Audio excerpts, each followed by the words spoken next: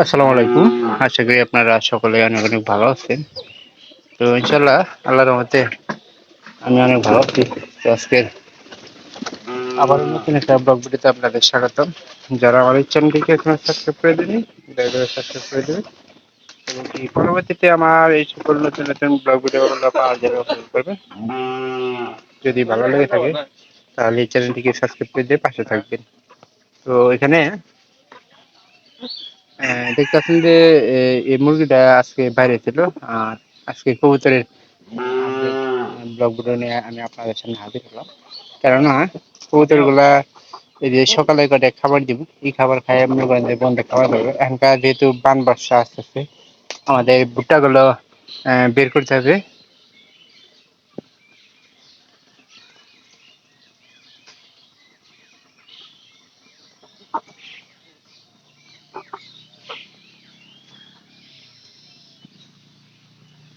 তো দেখতে পাই কয় জোড়া কবুতর আছে? হ্যাঁ, ও উপরে এই জোড়া শাড়ি নাই, এদের কি ভাই লাগাই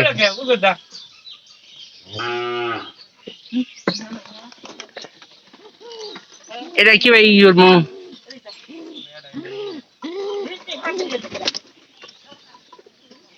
তো এখানকার আমাদের কিন্তু ভুট্টা বের করা লাগবো, সেটা আপনারা বুঝতেই পারতেছেন যে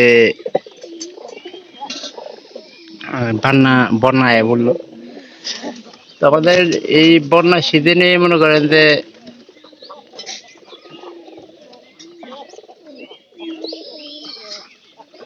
সিজনে আমরা 3 মণ থেকে 3.5 মণ, তারপরে আছে আপনার কবুতর আছে, তারপরে আপনার আছে আরো আছে কবুতর আছে, তারপরে ছাগল আছে আর গরু আছে। এগুলোর জন্য আমরা ভুট্টা ভাঙায় নিয়ে আসি এই বন্যার সময়। তো যার কারণে এখানে ভুট্টা বের করা লাগবে, কারণ বন্যা এখানকার চরের খাবার গুলা খাইতে পারবো না কিছুদিন পর থেকে। তো চরের খাবার ছাগল আঙ্গারটা করে না হয়েছে, ভালো হয়েছে। শিবন ভুট্টা বাই করবি কখন?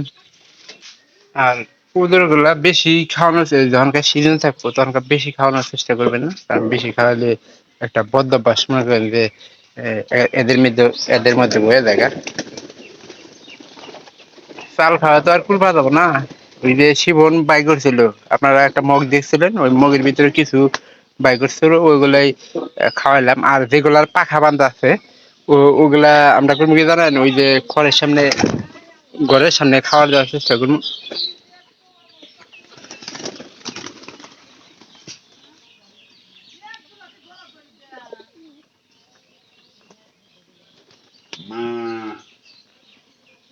আহ, আহ, আহ।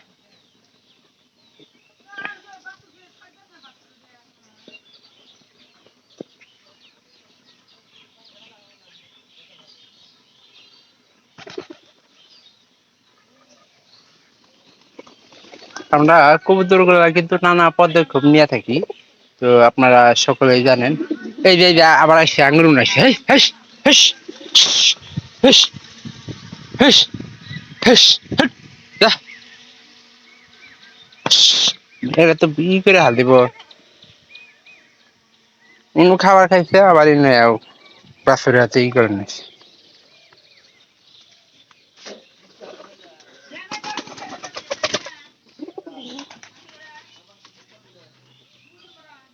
উমা গেছে দাঁড়া, তুঙ্গটাই ছুটছে, দড়ি দিয়ে ছুটে, দড়ি ছুটছে, দড়ি ছুটে গেছে গা।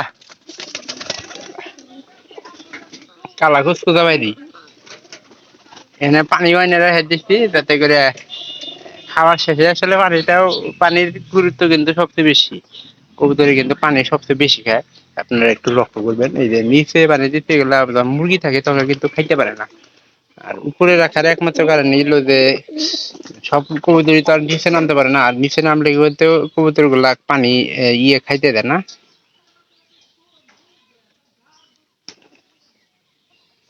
এই যে এটার মনে হয় পাখা শিবন ছেড়ে দেওয়ার কথা, আরে পাখা ছেড়ে দিচ্ছে আল্লাহর মতে। আহ, চেষ্টা করতেছি যে একবার দিয়েছিল, আবার পরবর্তীতে আর একটা বাদ দিছে আমাদের এখানে এনে। এটা একটু ভিতর দিকে দেখানোর চেষ্টা করি, ভালো লাগবে। তো দোয়া করবেন যাতে করে আমাদের সবগুলা কুদের আগে কবুতর বাচ্চা কিন্তু আমাদের একটা করে ফুটছে। তো আমি শুনতে পেলাম যে এই যে দুইটা বাচ্চাই ফুটছে।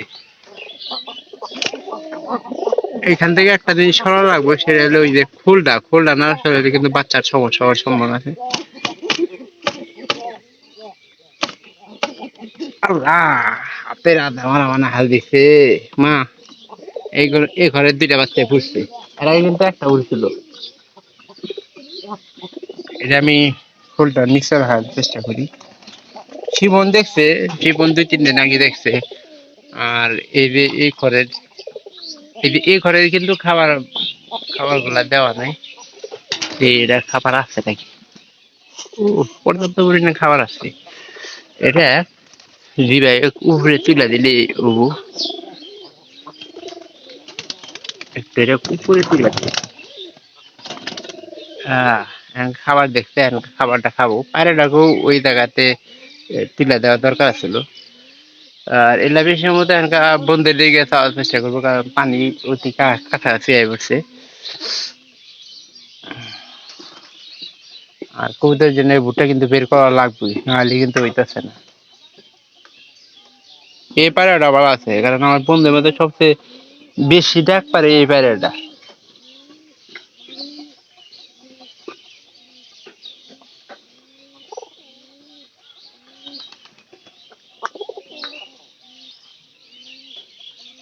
আসলে বলতে কি জানেন, আমার ক্যামেরাটা কিন্তু ওইরকম ভালো না। আর এই পায়রাটারে আমি চেষ্টা করবো যে উপরে একটু দেওয়ার জন্য, পায়রের সাথে দিলে খাবো বলা আর কি, খাওয়ার জন্য আর কি দিতেছি। ওই যে উপরে দিয়ে দিলাম যাতে করে খায়।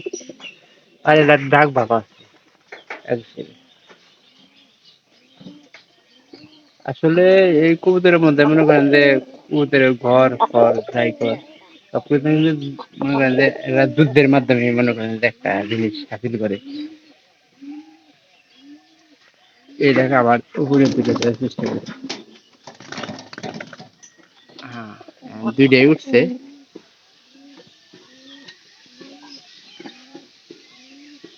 এই পায়রাটা কোন হিসাবে বলা জানেন? ডাকের হিসাবে কিন্তু 1 নম্বর পায়রা। মাটির দরকার আছে, কারণ মাটির কাজটাও কিন্তু ভালো। কবুতরের ঘরে ঘরের মধ্যে ভালো একটা দেওয়া লাগে। এই নিচে খাবার দেওয়া লাগবে এই যে এই ধরা কবুতরের জন্য। এটা কিন্তু বিশাল একটা ঘর বানাইছে শিব।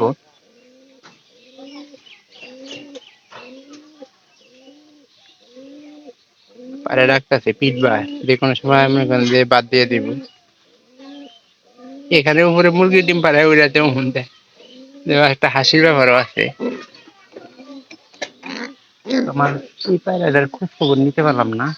এই 4th নাম্বার যে খড়ের পায়রাটা, ওই পায়রাটা কিন্তু একটু কিমড়ে রোগের লক্ষণ ছিল। এই যে এই পায়রাটার কথা বলছিলাম, এটা চোখ একটু সাদা সাদা আছে, দেখলে বুঝতে পারবেন। আর কবুতর লালন পালন করতে গেলে কিন্তু আমাদের কবুতরের যে মলটা আছে সেটা কিন্তু সব জায়গাতে কম বেশি থাকবো। তো আপনারা যারা অনেকে আছে যে এই মলের কারণে কিন্তু কবুতর লালন পালন করতে। তো ইনশাল্লাহ সবাই অনেক ভালো থাকবেন, সুস্থ থাকবেন, সুন্দর থাকবেন। পরবর্তীতে দেখা হবে অন্য কোনো নতুন ব্লগ ভিডিওতে, অন্য কোনো বিষয় নিয়ে। সবাই ভালো থাকেন। সবাইকে ধন্যবাদ আমার ভিডিওগুলা প্রতিনিয়ত দেখার জন্য।